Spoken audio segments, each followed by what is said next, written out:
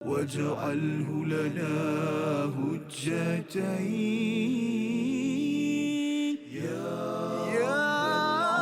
رب العالمين.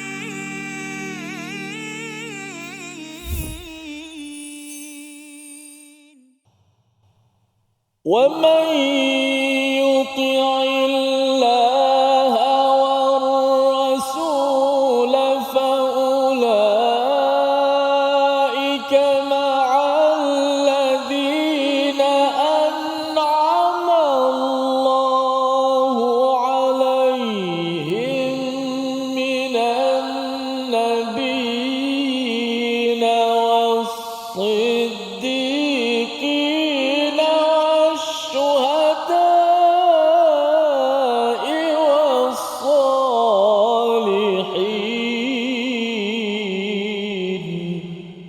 وحسن أولئك رفيقا. صدق الله. Assalamualaikum warahmatullahi wabarakatuh. Alhamdulillah wassalatu wassalamu ala Rasulillah wa ala alihi wa man wala syada la ilaha illallah syadana Muhammadan abduhu wa rasuluh. Allahumma salli ala sayidina Muhammadin wa ala alihi wa sahbihi ajma'in. Amma ba'du. Apa khabar tuan-tuan dan puan yang dirahmati Allah sekalian? Kita bertemu dalam My Quran Time, Quran Salat Infak pada hari ini. Sama-sama kita melihat kepada dua halaman sebagai ruang untuk ulang kaji kita pada hari ini, halaman 89 dan 90. Dan hari ini alhamdulillah kita bertuah untuk bersama dengan panel panduan untuk sama-sama kita mendengar permata daripada Al-Quran. Al-Fadil Ustaz Syamsul Hakim. Apa khabar Ustaz? Alhamdulillah, sihat-sihat saja Ustaz. Ahlan wa sahlan ya. Dan juga Ustaz Tir, apa khabar? Baik, Alhamdulillah Ustaz. Alhamdulillah. Kita dah melihat kepada ayat ataupun halaman 89 dan 90 pada hari ini bersama tuan-tuan yang berada di rumah, yang berada di studio. Ahlan wa sahlan, dan mari sama-sama kita mulakan sesi ini dengan doa. Subhanakala ilmalana illa ma 'allamtana innaka antal alimul hakim. Rabbi zidni ilma. Kita sama-sama ingin melihat kepada ayat 66 dahulu. Pada peringkat awal ini kita baca dan kemudian kita akan melihat bagaimana komentar dan juga permata daripada ayat 66 ini untuk kita sama-sama congkil dan amalkan. Ayat 66 kita baca bersama Al-Fadhil Ustaz Tirmizi. A'udzubillahi minasyaitonir rajim. Walau anna katabna 'alaihim an iqtulu anfusakum aw ikhruju min diyarikum ma fa'aluhu illa qalilun minhum walau annahum fa'alu ma yu'adhuna bihi lakana khayran lahum wa ashadda tathbita. Sadaqallah. Surah Al-Azim ayat yang ke-66. Dan sekalipun telah kami perintahkan kepada mereka, bunuhlah dirimu atau keluarlah kamu daripada kampung halaman, ternyata mereka tidak akan melakukannya kecuali sebahagian kecil daripada mereka. Dan sekiranya mereka betul-betul melaksanakan perintah yang diberikan, sudah tentu itu lebih baik bagi mereka dan lebih menguatkan iman mereka. Ini adalah ayat 66, kesinambungan daripada halaman-halaman sebelum ini tentang surah An-Nisa. Dan bercakap tentang surah An-Nisa, Ustaz Syamsul ya. Surah An-Nisa diterjemahkan wanita. Jadi ingatkan surah An-Nisa ini tentang kelembutan ya, tentang apa? Tentang kasih sayang. Memang awalnya itu adalah berkaitan dengan silaturahim. Tetapi bila dah sampai di tengah-tengah ni Ustaz ni, perang kan. Jadi ketika saya di luar negara dulu pun, bila ada orang tanya bahawa Quran ni adalah kitab yang mempunyai ideologi terorisme ya. Jadi macam mana Ustaz menceritakan tentang ayat 66 tadi itu, uqtulu, kemudian sila berperang, sila berbunuh, macam mana tu Ustaz? Bismillahirrahmanirrahim. Assalamualaikum warahmatullahi taala wabarakatuh. Assalamualaikum. Yang berbahagia Al-Fadhil Ustaz Fazrul, sahabat saya Ustaz Tirmizi dan juga seluruh mereka yang bersama-sama pada waktu ini, daripada mereka yang di rumah ataupun yang berada di studio. Kita nak melihat bicara daripada ayat Allah Subhanahu Wa Taala, bermula daripada ayat yang ke-66 daripada surah An-Nisa Seperti mana yang telah didahulukan bicaranya sebentar tadi bila sebutkan tentang surah An-Nisa, ya surah An-Nisa inilah merupakan dia punya tema yang utama. Tetapi sub-tema itu kita kena faham daripada nature bagi surah-surah Madaniyah, iaitulah nature bagi surah-surah Madaniyah ianya menghimpunkan hukum hakam yang banyak. Seperti mana suratul Baqarah, Ali Imran, An-Nisa, Al-Ma'idah. Sememangnya kita tidak boleh memfokuskan bagi satu surah yang panjang hanya tertumpu kepada satu-satu bicara, walaupun fokus utamanya pastilah diberikan untuk tema yang utama, tetapi pada sub-sub tema bagi setiap perbincangan dalam surah-surah tersebut kita tetap memberikan perhatian yang sama besar seperti mana tema yang utama tadi. Maka salah satu daripada perbincangan surah An-Nisa sama seperti mana surah Al-Baqarah. Kita tahu bahawasanya dalam surah Al-Baqarah sendiri telah pun dimulakan bicara tentang perang. Iaitulah bermula daripada ayat 200 yang ke-16. 216. Surah Al-Baqarah telah pun ada cerita tentang perang itu sendiri. Tetapi bila mana sebutkan tentang surah An-Nisa kembali mengulang cerita tentang perang, surah Al-Imran sendiri cerita tentang perang Uhud itu sendiri. So seolah-olah Al-Quran ini tak habis cerita tentang perang. Tetapi kalau kita melihat secara data ataupun kita panggil statistik, itu yang lebih menggembirakan kita sebenarnya. Adakah bicara Al-Quran itu hanya berbicara tentang keganasan, tentang kekejaman dan sebagainya yang orang kata ianya diterjemahkan menerusi perkataan qital yang orang faham cuma satu daripada makna-maknanya yang besar, iaitulah yang disebutkan sebagai perang. Sedangkan kalimah yang disebutkan sebagai perang di situ bukan bermaksud berbunuh-bunuhan semata-mata, tetapi kita boleh anggap sebagai satu usaha untuk membertaras sebarang unsur-unsur kejahatan, seperti mana kalau hari ini kita biasa dengar istilah perangi najis dadah. Adakah dengan kita kata kita perangi najis dadah tu setiap daripada mereka yang terlibat harus dibunuh?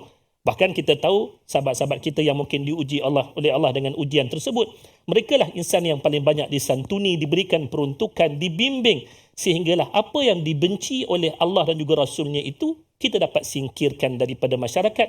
Ini salah satu daripada pengistilahan perang itu sendiri yang perlu difahami dalam konteks yang menyeluruh. Tetapi kalaupun orang yang tetap juga nak memperkatakan Al-Quran itu adalah kitab yang menggalakkan peperangan lebih baik, lebih banyak daripada perdamaian, kita katakan sebenarnya sebutan kalimah perang dalam Al-Quran ini hanya melibatkan 214 kalimah sahaja yang mewakili sekitar 3.5% sahaja kalimah-kalimah dalam Al-Quran. Ayat-ayat ini saja 214 yang mewakili 3.5% sahaja daripada keseluruhan Al-Quran. Sedangkan kalau kita pergi kepada sesuatu yang berlawanan daripada kalimah perang itu sendiri, contohnya kalimah rahmah, ianya mewakili 268 kalimah keseluruhannya. Kalimah yang menggunakan kalimah salam dan juga as-silmi, sejahtera dan juga perdamaian, ia mewakili 140 kalimah. Kalau kita jumlahkan sekalian jumlah tersebut dan dihadapkan dengan kalimah perang, apa yang datang daripada kerahmatan, kasih sayang, daripada perdamaian, kesejahteraan, jauh lebih banyak berbanding dengan kalimah perang itu sendiri. Cuma orang kata, tak bolehkah kita singkirkan kalimah perang ini untuk menjadikan keseluruhan bicara Al-Quran itu nampak baik-baik sahaja? Kita kena faham bahawasanya bila mana Allah mendatangkan sesuatu dalam Al-Quran, ianya adalah sebagai panduan yang terbaik. Kalau kita cuba untuk mencari terbaik cara kita, maka kita tak akan dapat kebaikan yang sebenar-benar yang datang daripada sisi Allah.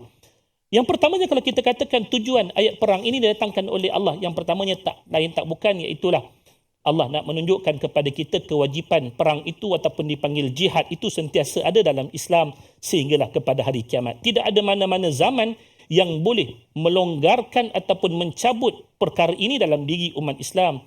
Kerana kalau kita lihat contohnya dalam ayat yang ke-216, sewaktu Allah menitahkan kita dengan perintah perang yang pertama dalam Al-Quran mengikut susun atur ayat-ayatnya, Allah menyebutkan bahawasanya peperangan itu adalah merupakan sesuatu yang Allah tahu kebaikan bagi diri kita. Bukanlah maksudnya perang yang kita faham berbunuh-bunuhan, itu kita kena lihat dalam konteks yang lebih luas. Iaitulah semangat jihad yang Nabi SAW sendiri pertegaskan dalam hidup kita.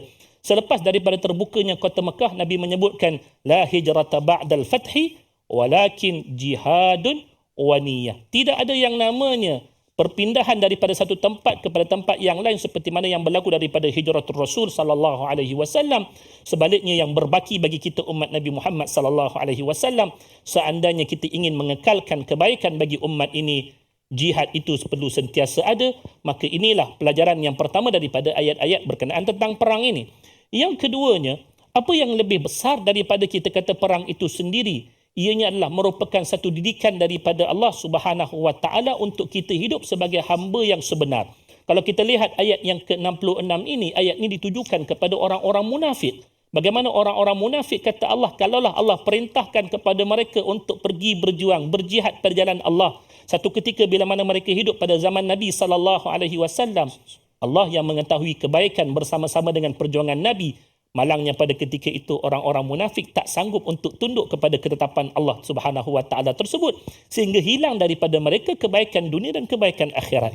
Maka inilah yang Allah datangkan dalam ayat-ayat yang berulang 214 tempat dalam Al-Quran ini, tujuannya nak didik diri kita supaya kita ini sentiasa tunduk pada Allah sekalipun pada perkara yang dibenci oleh manusia. Yang namanya peperangan ini benda yang manusia tak suka. Tetapi Allah nak didik kita, apapun peperangan yang kita hadapi dalam hidup kita, setengahnya kita kata berperang dengan diri sendiri juga adalah merupakan satu peperangan. Contohnya berperang dengan hawa nafsu kita, berperang dengan syaitan dalam diri kita. Maka pada ketika itulah kalau kita tunduk kepada Allah, pasti akan ada kebaikan untuk diri kita, kerana peperangan itulah merupakan bahagian yang tidak boleh lepas daripada hidup manusia, sama ada dia berperang dengan musuh yang zahir ataupun dia berperang dengan musuh yang batin, iaitu hawa nafsu dan juga syaitan yang sentiasa melingkari manusia. Ini antara dua pelajaran terpenting, walaupun sebenarnya tak kurang daripada 7 pelajaran keseluruhannya berkaitan dengan kenapa Allah datangkan ayat-ayat perang dalam Al-Quran. Ia bukan satu galakan untuk menjadikan manusia itu manusia yang kejam, insane orang kata, tidak. Tetapi ia satu didikan bagaimana kita perlu patuh kepada Allah. Antara kepatuhan kita kepada Allah ialah berjihad, dan jihad itu ada hukum yang telah pun ditetapkan oleh Allah Subhanahu Wa Taala, bukan sembrono mengikut hawa nafsunya. Wallahu a'lam. Terima kasih diucapkan pada Al-Fadhil Ustaz Syamsul untuk menjelaskan tentang bagaimana istilah qital di dalam Al-Quran ini sendiri mempunyai elemen tarbiyah pendidikan, ya, dan juga ianya adalah untuk membantras keburukan ataupun kejahatan, kezaliman, ya, di dalam masyarakat, dan ianya adalah satu perkara yang akan berterusan sehingga akhir zaman, sehingga kerana kita adalah di atas daerah ujian dan kita perlu terus berjuang. Kita akan dalami lagi ayat-ayat seterusnya. Kita berehat sebentar. My Quran Time, Quran, Salat, Infaq, insya-Allah. واجعله لنا هجتين يا رب العالمين.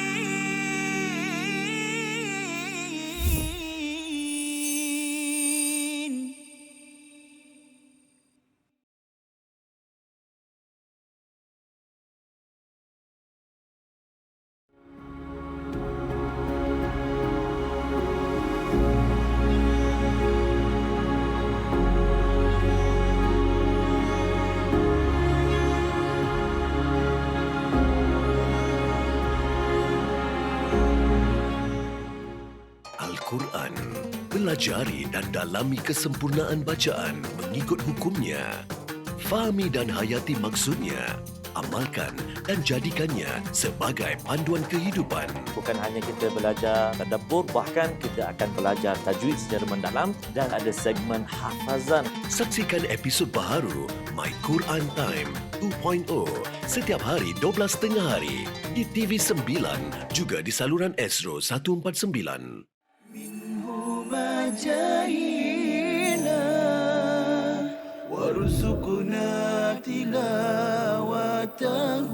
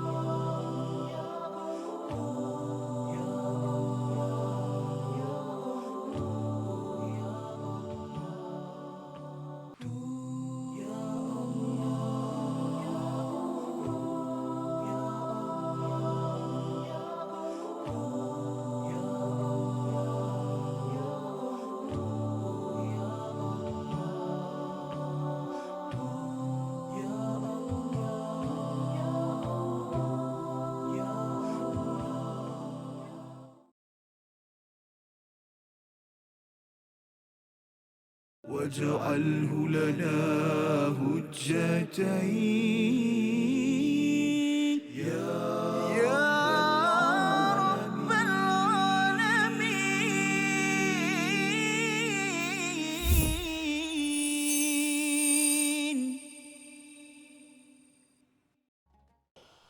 بسم الله الرحمن الرحيم وإذا لآتيناهم من لدنا أجرا عظيما ولهديناهم صراطا مستقيما. صدق الله.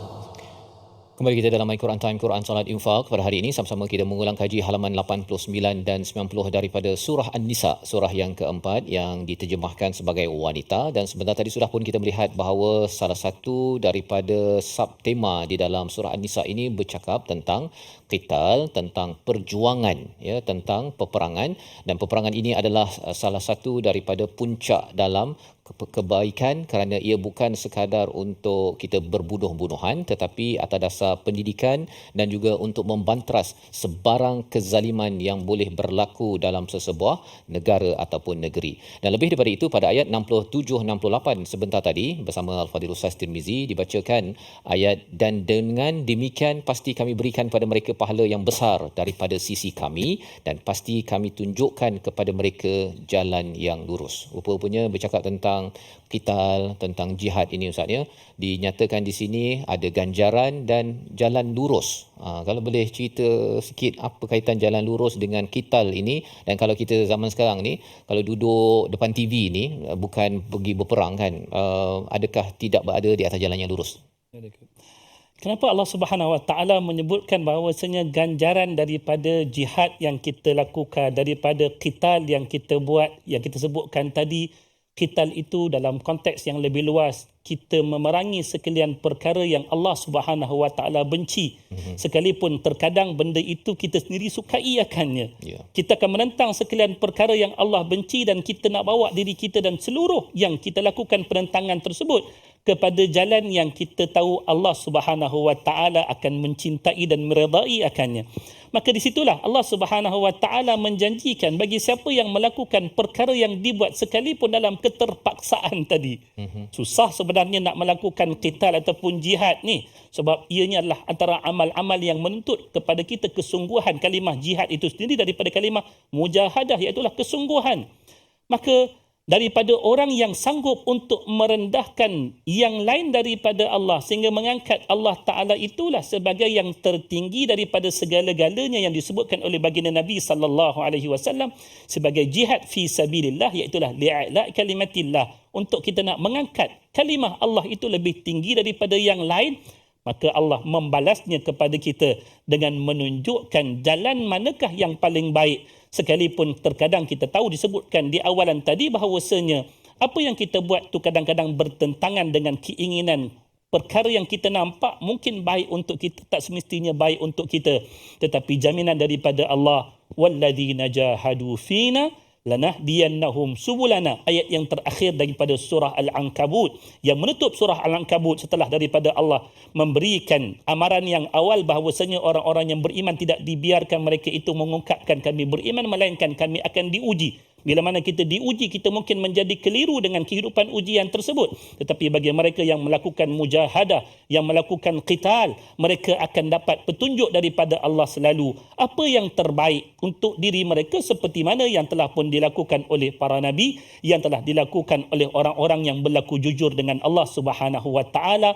Pendek ceritanya tuan-tuan, bagaimana Allah menunjukkan jalan tersebut? Ianya dinyatakan dalam ayat yang selepas daripadanya. Jihad memerlukan kita bawa diri kita dan juga lain untuk taat pada Allah. Allah sebutkan dalam ayat yang berikutnya, wa man yuti'illaha war rasula fa ulaika ma'al ladina an'ama Allahu 'alaihim minan nabiyyin was-siddiqin wasyuhada'i was-salihin. Siapa yang berjaya membawa dirinya taat kepada Allah dan juga Rasulnya, maka itulah jalan yang lurus, jalan yang dilalui oleh para nabi, orang-orang siddiqin, begitu juga dengan orang yang telah pun mati syahid, sehinggalah orang-orang yang saleh juga melalui jalan tersebut. Maka itulah jalan yang lurus yang Allah berikan kepada kita. Baik, terima kasih diucapkan pada Al-Fadhil Ustaz Syamsul untuk menjelaskan bagaimana jalan kehidupan kita Ustaz ya. Jalan yang cukup lebar itu sirat yang lurus telah pun dilalui oleh nabi, siddiqin, syuhada was salihin, dan harapnya kita lah sebahagian daripada orang buat baik itulah Ustaz ya. Amin. Yang kita nyatakan sebentar tadi, bila qital, bila jihad ini adalah untuk memerangi kepada kezaliman. Bila kita memerangi, harapnya kitalah juga yang tidak melakukan kezaliman. Jangan pula dia memerangi rasuah, dia buat rasuah kan. Itu lain macam dia punya perang yang sedang dilaksanakan tersebut. Jadi dalam hal ayat 68 ini kita selalu berdoa ihdinas siratal mustaqim. Jadi ini syarah penerangan tentang apa jalan yang lurus tersebut, dan di hujung ayat 69 itu dinyatakan wahasuna ulaika rafiqa. Awal tadi Ustaz Tir ada baca. Boleh Ustaz jelaskan mengapa diletakkan istilah rafiqa, ya, bukannya istilah lain, contohnya kaum ke ataupun istilah annas di dalam ayat ini? Sila. Kalau kita lihat susun atur ayat ni, Allah susun aturkan ia sesuai dengan keadaan yang berlaku satu ketika dahulu, dan kita faham rentetan ayat-ayat ini adalah merupakan tujuannya itu menyedarkan orang-orang munafik tentang sikap mereka yang mereka ambil ketika mana datangnya perintah-perintah daripada Allah, khususnya dalam perintah berkenaan tentang jihad ataupun qital bersama-sama dengan Nabi sallallahu alaihi wasallam. Golongan ini lebih suka untuk menjadikan orang-orang yang selain daripada Nabi, selain daripada orang-orang yang jujur, siddiqin, syuhada'i was salihin sebagai teman yang mereka beriringan. Orang munafik akan pilih rakan-rakan yang sepercayaan dengan mereka, iaitu orang-orang yang kafir, kalaupun mereka tidak menzahirkan kekufuran, tetapi kecenderungan hati mereka itu adalah bersama-sama dengan golongan yang kita tahu pasti akan membelakangi taat pada Allah, membelakangi setiap daripada perintah Allah, dan menolak setiap satu ketetapan daripada Allah apa yang bertentangan dengan kehendak hati dan juga syahwat mereka. Maka di sinilah Allah Subhanahu wa taala menunjukkan kelebihan bagi orang-orang yang beriman, yang tetap taat patuh kepada ajaran Allah dan juga Rasulnya sallallahu alaihi wasallam, sekalipun bersalahan dengan apa yang diminati oleh hati mereka, maka mereka sedang memilih kawan-kawan yang baik untuk mereka berada di atas jalan yang lurus. Sebab kita tahu, kalau kita tidak melalui jalan-jalan orang-orang yang betul, kita melalui jalan-jalan orang-orang yang telah berjaya sebelum daripada kita, ada kemungkinan kita akan gagal. Tidak ada yang kita katakan jaminan untuk kita berjaya, melainkan kita mesti melalui jalan-jalan orang-orang yang telah pun berjaya sebelum daripada kita, ataupun sekurang-kurangnya bersama dengan orang-orang yang berjaya dalam tempoh semasa kita hidup. Contohnya kita kata hari ini, kita bersama-sama dengan rakan-rakan Al-Quran kita, dengar My Quran Time. Kita tak join perkumpulan-perkumpulan yang membawa kepada aktiviti yang bukan-bukan. Maka insya-Allah kita akan tetap menjadi orang yang selamat, menemui jalan yang lurus sampailah kepada penghujung kehidupan kita. Inilah yang dimaksudkan sebagai rafiqah, iaitulah teman rakan yang dijadikan sebagai teman seperjalanan menuju ke jalan yang lurus. Rafiq, teman, rakan, sejawatlah kita kata dalam bahasa hari ini. Ya. Wallahu a'lam. Terima kasih ucapkan pada Ustaz Syamsul ya. 69 ayat 69 itu bila bercakap tentang rafiqa, itu teman yang rapat lah Ustaz ya. Ya. Sekarang orang cakap BFF lah BFF. ya. BFF. Dan bercakap tentang BFF ini ada 4 kategori itu, nabi, siddiqin, syuhada was salihin. Dan kalau katakan kita pilih orang yang baik, satu soleh tadi, kemudian di kalangan syuhada, siddiqin, nabi ni Ustaz ya, dia mungkin sukar sikit lah, memang nabi tak ada dah kan. Jadi macam mana kita nak pastikan bahawa 4 kumpulan ini masih lagi BFF kepada kita pada zaman ini ketika Nabi sudah pun jasadnya pergi? Kita tahu jalan lurus itu jalan yang satu. Jalan itu adalah jalan yang sama dilalui oleh Nabi sallallahu alaihi wasallam, dan jalan itulah yang dilalui oleh orang-orang yang jujur dengan Allah seperti mana Abu Bakar As-Siddiq, Umar bin Al-Khattab, Uthman, Ali radhiyallahu taala anhu, dan juga yang lain-lain daripadanya. Dan jalan itulah dilalui oleh orang-orang yang kepingin untuk bertemu dengan Allah dengan saat yang paling indah, iaitu mati syahid pada jalannya.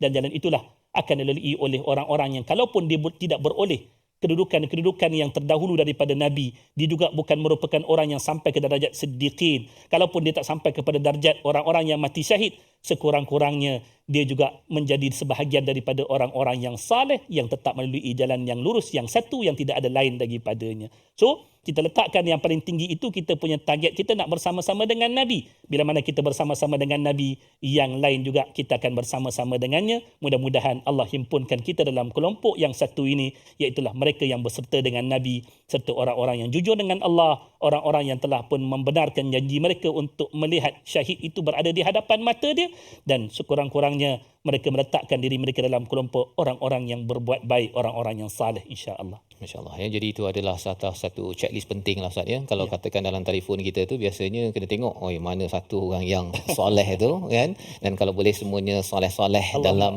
kapasiti masing-masing. Dan lebih daripada itu ialah senarai semak dalam hidup bersama keluarga. Nabi tu kenal ceritanya Ustaz ya, siapa itu Siddiqin, apa Abu Bakar buat, apa yang dibuat oleh Hamzah syahid 70 orang tersebut. Kena kenal Ustaz kan. Kalau tidak nama-nama tu dia nampak macam Abu Bakar, Umar, Sayyidina Ali, Sayyidina Osman, itu je kan. Kemudian Sa'ad bin Mu'az, siapa tu kan? Ini Sa'ad bin Abi Waqqas siapa?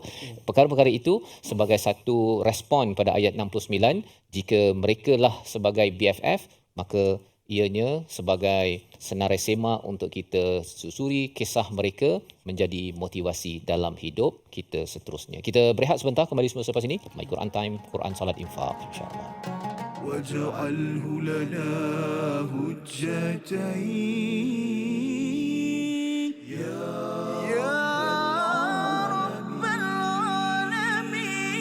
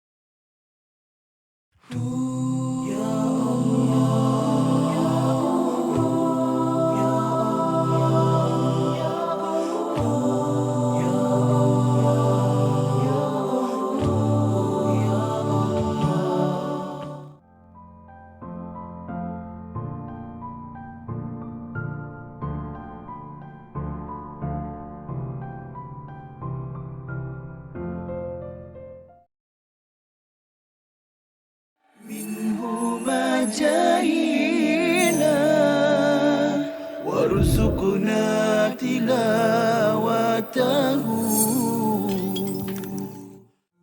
Ayat yang berkenaan dengan puasa, ayyaman ma'dudat.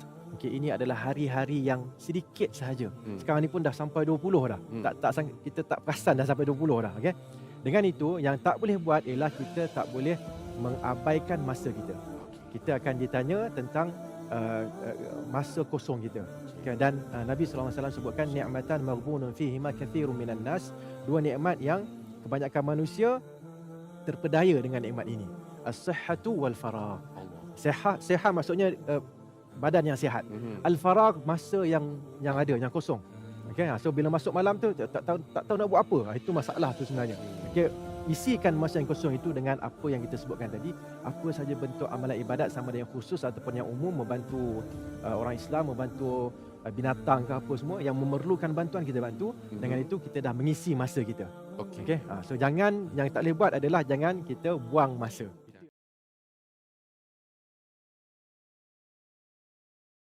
واجعله لنا هجتين يا رب العالمين.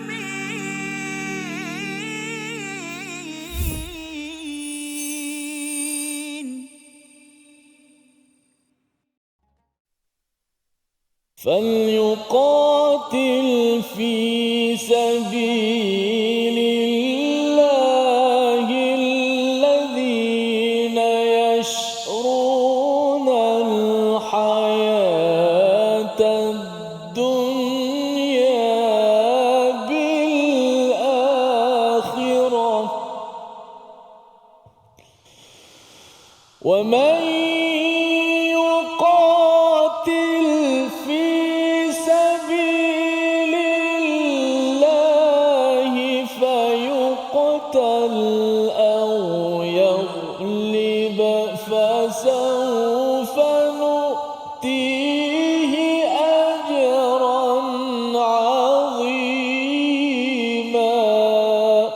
Sadaqallah.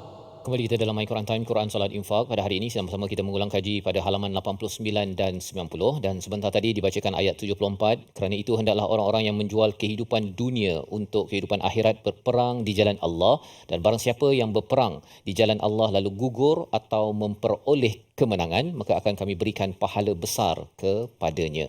Dalam ayat ini kita bertemu dengan perkataan alladzina yashrunal hayatad dunya bil akhirah. Biasa kita dengar menjual akhirat dengan dunia, dunia dengan akhirat. Kalau katakan boleh diberikan perbezaan, contoh-contoh mungkin di kalangan sahabat, bagaimana mereka yang berjual beli dengan akhirat ini, silakan.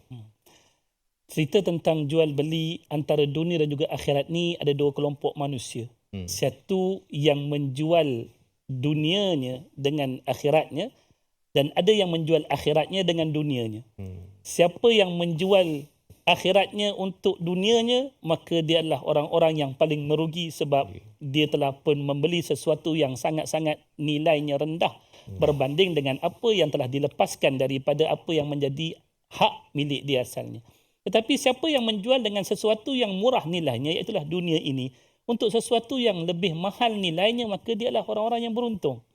Maka dalam ayat yang kita sebutkan di sini, Allah menyebutkan tentang puji-pujian bagi orang-orang yang berlaku baik di dunia ini, daripada orang-orang yang taatkan Allah dan juga taatkan Rasulnya, sehingga sanggup untuk melepaskan apa yang menjadi kecintaan bagi kebanyakan daripada manusia, terutamanya dua bahagian yang namanya harta dan juga jiwa raga. Maka Allah Subhanahu Wa Taala tak kala mana menyebutkan tentang perkara ini. Allah telah menyebutkan dalam surah As-Saff, ya ayyuhalladzina amanu hal adullukum ala tijaratin tunjikum min azabin alim. Allah kata, wahai orang beriman, nak tak kalian aku tunjukkan bagi kalian satu perniagaan yang akan dapat menyelamatkan diri kalian daripada azab yang perit, daripada keadaan yang buruk. Pastilah perniagaan tersebut adalah perniagaan yang menguntungkan. Sebab kalau perniagaan itu merugikan, pasti dia akan terhimpit dengan kesusahan demi kesusahan selepas daripada perniagaan dijalankan. Apakah bentuk perniagaan tersebut? Allah kata, tu'minuna billahi wa rasulihi wa tujahiduna fi sabilillahi bi amwalikum wa anfusikum. Kamu mesti mulakan dengan beriman kepada Allah, diikuti dengan mujahadah yang kalian lakukan selepas daripada itu dengan harta benda kamu dan juga jiwa raga kamu, maka itulah yang terbaik seandainya kamu mengetahui. Dalam perkara ini kita nak memahami akan ayat sebegini, kita boleh melihat contoh-contoh yang telah pun diberikan kepada kita daripada senarai-senarai yang telah kita bacakan dalam ayat 69 tadi. Kita mengetahui bahawasanya senarai 69 tadi bukan satu senarai yang dibuat saja-sahaja, tetapi ia merupakan satu senarai yang memberikan kita teladan-teladan yang bentuk praktikal yang dapat kita contohi daripada setiap satu daripadanya. Kita tahu ada daripada kalangan para anbiya, walaupun kita kata tidaklah sampai peringkat Nabi kita SAW terbunuh begitu, tetapi Nabi juga pernah merasai sebahagian daripada erti perjuangan untuk Allah Ta'ala memberikan jiwa raga dan juga harta baginda untuk perjuangan Islam, sampaikan peringkat kita melihat Nabi pernah dilontar dengan batuan semasa peristiwa di Taif. Ada Nabi-Nabi yang sebelum daripada Nabi SAW yang diceritakan dalam hadis Nabi, ada sebahagian daripada mereka yang disisir belakang mereka dengan sikat besi sehingga berguguran daging-daging di belakang mereka dan menemui Allah dalam keadaan tersebut. Ada yang digergaji daripada kepala sampai ke bawah untuk nak semata-mata mempertahankan kalimah la ilaha illallah. Ini adalah merupakan contoh-contoh daripada orang-orang yang telah mendahului kita dengan kebaikan tadi yang disebutkan 4 golongan tadi. Golongan siddiqin juga begitu ramai diceritakan. Orang-orang yang telah pun membenarkan janji mereka dengan Allah seperti mana yang telah Allah nyatakan dalam suratul Ahzab. Minal mu'minina rijalun sadaqu ma ahadullaha alaih faminhum man qada nahbahu wa minhum man yantazir. Ada orang-orang di kalangan orang lelaki daripada kalangan para sahabat, orang-orang yang telah pun membenarkan janji mereka dengan Allah. Siapa dia? Mus'ab ibn Umair, seorang anak muda yang hidup awalannya telah pun dilimpahi dengan kekayaan-kekayaan yang tidak berbelah bahagi kasih sayang daripada kedua ibu bapanya, tetapi sebaik sahaja dia mengikuti dakwah Nabi SAW, diputuskan kehidupannya daripada segala bantuan dan bantuan kedua ibu ayahnya, sehinggalah saat dia meninggal dunia dalam peperangan Uhud, Nabi menitiskan air mata kerana apa dia? Kain nak menutupi jasadnya pun tak cukup. yang menutup dia bahagian kepala, terbuka bahagian kakinya, ditutup bahagian kakinya, terbuka bahagian kepalanya. Ini seorang anak muda. Sahabat yang lain yang pernah Allah ceritakan dalam firman-Nya, wa minan nasi man yashri nafsahu ibtigha'a mardatillah, dan ada di kalangan manusia yang telah pun menjual jiwa raga mereka untuk mendapatkan redha daripada Allah. Kisah seperti mana Suhaib Ar-Rumi saat ketika mana nak berhijrah dipaksa oleh orang-orang Mekah untuk meninggalkan harta bendanya kalau benar ingin mengikuti hijrah Nabi ke bumi Madinah Al-Munawwarah. Suhaib Ar-Rumi, seorang yang telah pun menjadi orang kaya di Mekah, demi kerana mengikuti dakwah Nabi sallallahu alaihi wasallam, sanggup untuk melepaskan hartanya kerana Allah Subhanahu wa taala. 1001 kisah yang kalau kita nak buka tak habis tengah hari ini. Tetapi kita nak beritahu kepada para jemaah sekalian, apa yang telah pun Allah Subhanahu wa taala nyatakan daripada jaminan sesiapa yang melakukan yang sedemikiannya akan Allah berikan ajaran azimah. Ganjaran yang sangat-sangat hebat. Apakah ganjaran yang hebat? Salah satu daripada maknanya tak lain tak bukan iaitulah syurga Allah Subhanahu wa taala. Sedikit daripada bahagian dunia yang tidak ada artinya untuk diri kita. Kita tahu apa yang dimaksudkan dengan tidak ada artinya. Tak ada sesiapa pun yang mati dengan membawa dunia ini. Tetapi dengan apa yang telah kita berikan daripada kehidupan dunia ini, Allah balas untuk kehidupan yang abadi selama-lamanya dalam syurganya satu hari kelak. Wallahu a'lam. Terima kasih ucapkan pada Al-Fadhil Ustaz Syamsul. Bila bercakap tentang ayat-ayat dalam surah An-Nisa ini, pada bahagian yang kedua ni lah Ustaz ya, bila bercakap tentang saktima perang ini, biasanya dia nampak macam untuk orang lelaki. Ya. Kan, orang lelaki. Dan bila bercakap tadi tentang alladzina yashruna al-hayatad dunya bil akhirah, itu pun menjual akhirat dengan dunia itu. Untuk Nabi, Siddiqin, Syuhada, Wasalihin ni banyak cerita lelaki. Tapi yang mendengar My Quran Time ni, sebahagian besar dekat studio ni perempuan, kan, dekat rumah pun perempuan juga asalnya. Jadi kalau orang perempuan baca surah An-Nisa, dia ingatkan bahawa ini mesti untuk orang perempuan ni, kan, pasal memang tajuknya surah An-Nisa, kan. Tapi bila bercakap tentang perang apa sebagainya, macam mana mesej kepada golongan wanita, ibu-ibu yang di depan TV sekarang ini dalam memahami menjual dunia dan akhirat, pasal mereka wanita, dia bukan lelaki yang pergi menghunus pedang sebentar tadi, atau apa mesejnya Ustaz?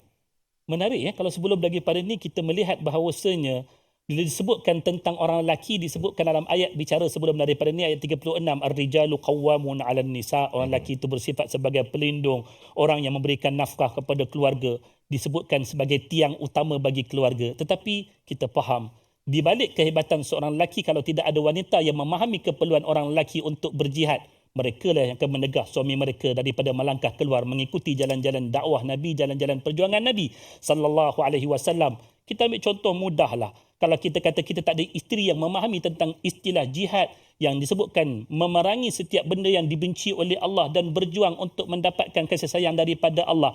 Takkan ada isteri yang sanggup nak melepaskan suaminya hatta nak pergi menunaikan solat berjamaah, ditahan suaminya untuk berada di sisinya selama-lamanya. Engkau milik aku, sedangkan kita tahu suami kita bukan milik kita, suami kita milik Allah. Orang perempuan perlu faham tentang jihad, kerana mereka lah yang akan meniupkan semangat jihad itu kepada suami-suami mereka dan juga kepada anak-anak yang mereka lahirkan, insya-Allah. Masya-Allah. Jadi itu adalah mesej penting apabila surah An-Nisa ini dibekalkan dengan panduan untuk perjuangan Ustaz ya, agar golongan ibu-ibu wanita membenarkan ya pada suami anaknya untuk pergi berjuang, bukannya bang duduklah kat rumah bang, kan, asyik keluar dah pergi kerja, lepas tu berjuang, lepas tu pergi bekerja, berjuang lagi.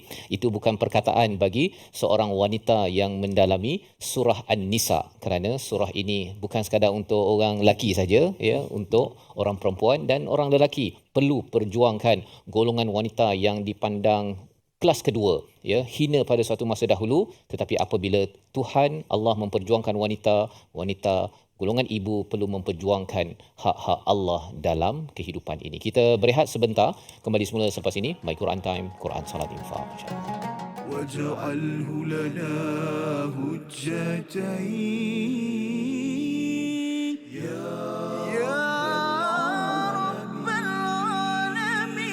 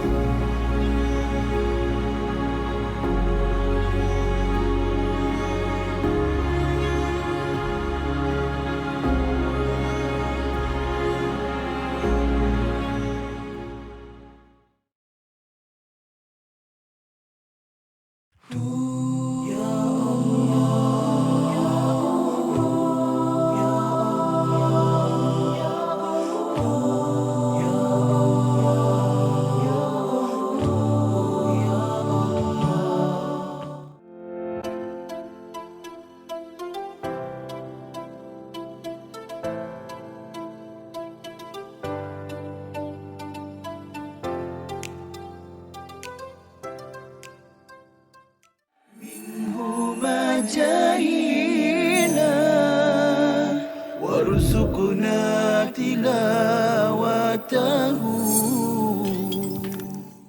Hadis ni dikategorikan sebagai hadis palsu kerana dia mempunyai ciri-ciri hadis palsu, iaitu amalan yang ringkas saja, maknanya satu amalan tetapi ganjarannya seperti ganjaran pahala Nabi Ibrahim. Masya Allah, macam tu Ustaz ini. Seakan-akan Ustaz ini malam ke-8 solat tarawih dapat pahala Nabi Ibrahim terus. Yang menariknya doktor, saya pernah ada buku ni. Masya Allah. Saya pernah ada buku ni, dia kata malam pertama pahala ni segini kan. Betul. Tapi dulu kita tak berapa nak belajar sangat kan. Jadi kita dah tahu tentang kata hadis yang viral tapi tak sahih ni, kita ambil lah iktibar kan. Betul. Yang ni yang sangat penting kita belajar tentang pengajian hadis ni tuan-tuan. Barangkali sebelum ni banyak juga tersebar hadis-hadis yang kita biasa dengar dalam masyarakat, tetapi kita bimbang hadis-hadis ini adalah hadis yang tidak kena ataupun tidak benar. Dan salah satu ciri-ciri hadis yang tidak betul ataupun palsu ini, seperti mana yang disebutkan dalam slide itu tadi, ganjaran yang sangat besar terhadap satu pahala, terhadap satu amalan yang kecil. واجعله لنا هجتين يا رب العالمين.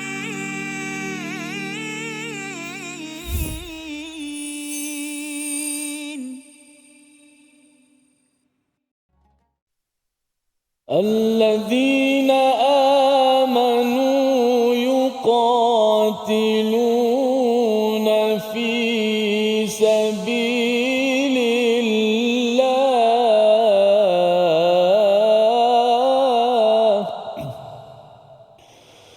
والذين كفروا يقاتلون في سبيل الطاغوت فقاتلوا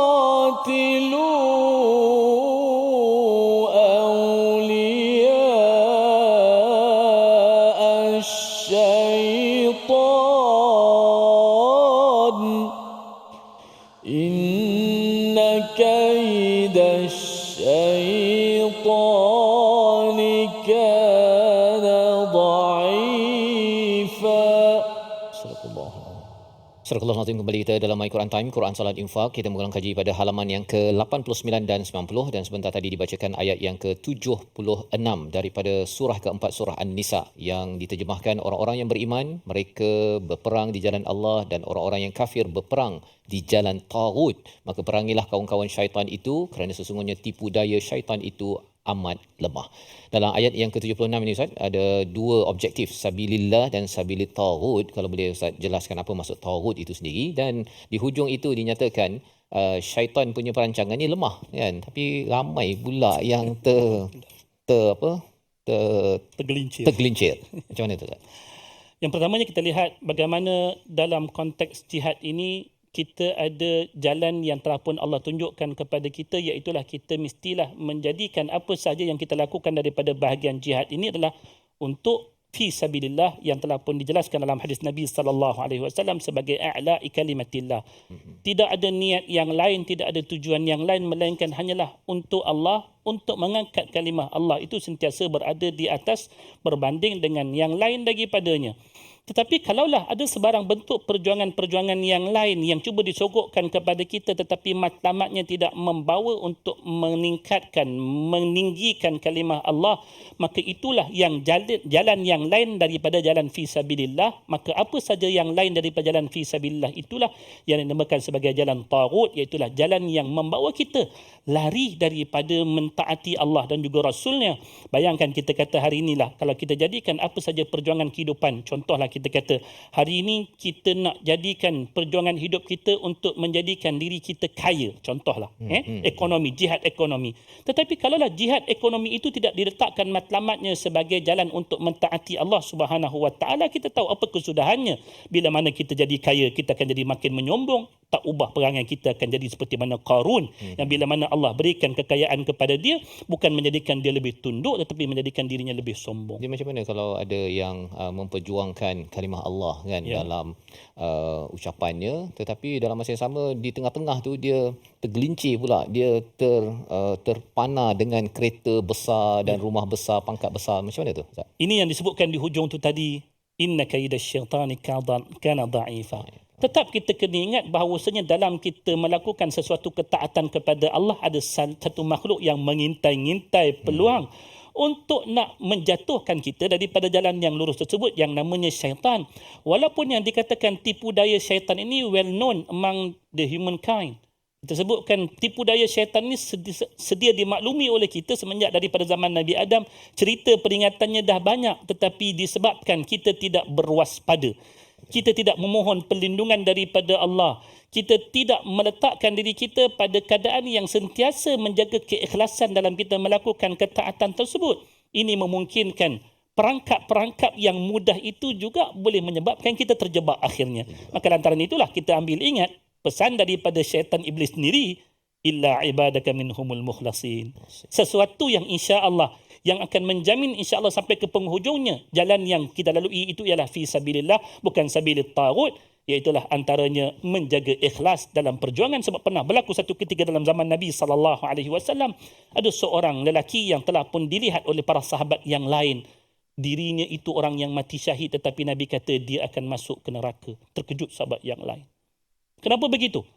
Lalu bila mana dilihat keadaan akhirnya, saat ketika mana dirinya tertusuk dengan tikaman daripada musuh, disebabkan sebab-sebab yang Allah lebih mengetahui akannya, hilang kesabaran dia dalam menahan kesakitan pada masa tersebut, maka pada ketika itulah dia menikam dirinya sendiri, membunuh dirinya sendiri. Walaupun dilihat secara zahirnya manusia pada ketika tersebut dia mati dalam perjuangan bersama dengan Nabi, tetapi penghujung kehidupan kita ini, tak kala mana berhadapan dengan godaan-godaan syaitan, walau selemah mana pun ia, tetapi manusia yang hilang keimanan, yang hilang keikhlasan, mudah untuk dipaut ke jalan syaitan, jalan taghut, wal'iyadzubillah.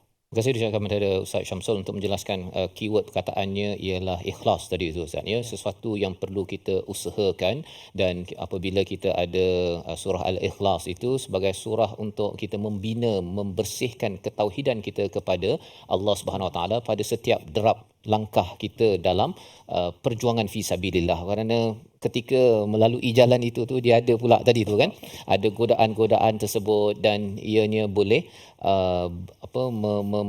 mengotori kepada niat dan akhirnya menjadi sabilit taghut yang kita minta Allah jauhkan kepada diri kita, kepada ahli keluarga kita, kerana hidup kita setiap hari ini adalah harapnya fi sabilillah. Amin ya rabbal alamin. Jadi bercakap tentang syaitan ini, dia lemah Ustaz ya, lemah dan ikhlas tadi. Dia perkataan ikhlas ni kita selalu je dengar kan. Mungkin Ustaz ada satu dua panduan ke, ada doa ke untuk kita pastikan ikhlas itu sentiasa ada. Ya, pasal kalau katakan kita dah mula sibuk kan, ada yang jadi bahagian ekonomi, bahagian kepimpinan dan sebagainya, sibuk kan, akhirnya tak perasan, wah saya sudah tidak ikhlas dan syaitan yang lemah ini boleh tinju kita dan smack kita down. Okey, macam mana Ustaz? Apa yang telah pun kita dilatih saban waktu, bukan takat saban hari, bahkan saban waktu dalam salat kita, apa pun yang kita lakukan itu dipaksa, seolah-olah dipaksa untuk kita memulakan dengan lafaz, tetapi ia perlu dihayati tak kala mana kita mengungkapkan inna salati wa nusuki wa mahyaya wa mamati lillahi rabbil alamin.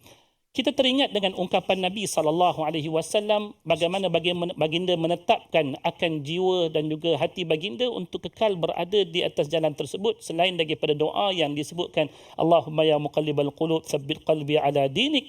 Satu ungkapan yang sering kita dengar, satu ketika bila Nabi SAW berada di medan perjuangan, baginda akan menyebutkan Allahumma la aisha illa aishal akhirah. Bila mana kita melihat apa yang kita nak capai itu bukan lagi yang ada di hadapan mata kita daripada dunia ini, tetapi yang kita nak capai itu ialah satu yang nun jauh di sana, tetapi ia pasti akan kita terima dengan janji daripada Allah tadi, iaitulah akhirat. Kita tahu dalam kita nak memupuk ikhlas ini, manusia kita faham dia inginkan ganjaran, tetapi jangan sampai ganjaran dunia itu mengelabui mata kita untuk kita dapatkan ia lebih daripada kita nak dapatkan ganjaran akhirat. Jadikanlah ganjaran akhirat itulah yang Allah sebutkan, wala sawfa yu'tika rabbuka fatarda, apa yang Tuhan kamu bakal memberikan kamu dengannya itu akan membuatkan diri kamu merasa puas. Jadikanlah akhirat itu yang paling utama berbanding sekalian yang lain. Salah satu daripada jalan untuk kita ikhlas, fikirkan akhirat lebih daripada kita fikirkan dunia ini. Wallahu a'lam. Terima kasih diucapkan pada Ustaz Syamsul. Inilah yang disampaikan pada ayat 74. Sudah pun kita belajar sebentar tadi, menjual ataupun mendapatkan akhirat itu sebagai ganti pada dunia, itu adalah mindset, cara berfikir untuk memastikan ikhlas itu sentiasa ada dan ianya berkekalan. Ustaz, ya. Kadang-kadang ikhlas peringkat awal, tapi di tengah-tengah itu dia godaan dan dirasakan ganjaran di dunia ini lebih lagi dikejar berbanding di sana. Kita doa pada Allah Subhanahu Wa Taala agar semangat juang kita dalam diri, dalam keluarga, ketika kita bersama institusi, organisasi kita adalah atas dasar ikhlas kepada Allah Subhanahu Wa Taala, dan Allah terima ia sebagai amal soleh kita bersama dengan para nabi, siddiqin, para syuhada suatu hari nanti. Kita berdoa di hujung ini bersama Al-Fadhil Ustaz Syamsul. Bismillahirrahmanirrahim. Alhamdulillahi rabbil alamin. والصلاة والسلام على أشرف الأنبياء والمرسلين نبينا محمد وعلى آله وصحبه أجمعين.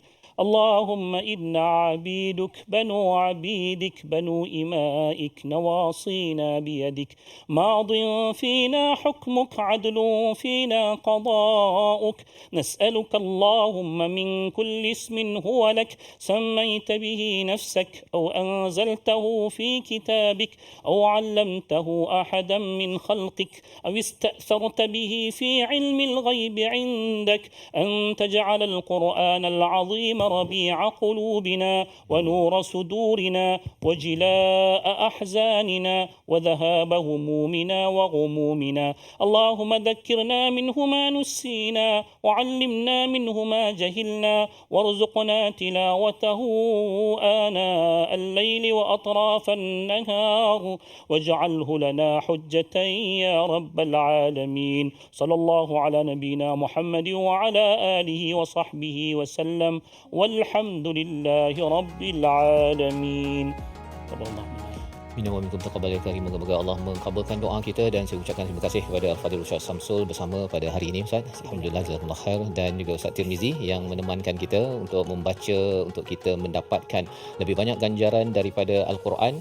Dan saya menyeru pada tuan-tuan untuk terus istiqamah bersama Al-Quran ini, dan kita ingin gerakkan dalam tabung gerakan Al-Quran sebagai peluang untuk tuan-tuan menyumbang dan juga menghubungi nombor di talian untuk kita bekerjasama bagaimana lagi untuk kita memastikan program-program kefahaman Al-Quran ini dapat kita luaskan di negara ini, di negeri masing-masing, di organisasi masing-masing, untuk memastikan nilai daripada surah An-Nisa adalah satu nilai perjuangan keadilan yang perlu kita serapkan dalam setiap ahli organisasi keluarga kita masing-masing. InsyaAllah kita bertemu lagi dalam siri, dalam ayat baru, muka surat baru.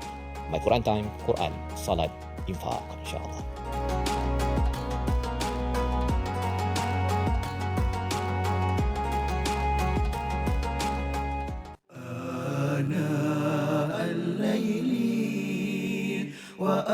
وأطراف النهار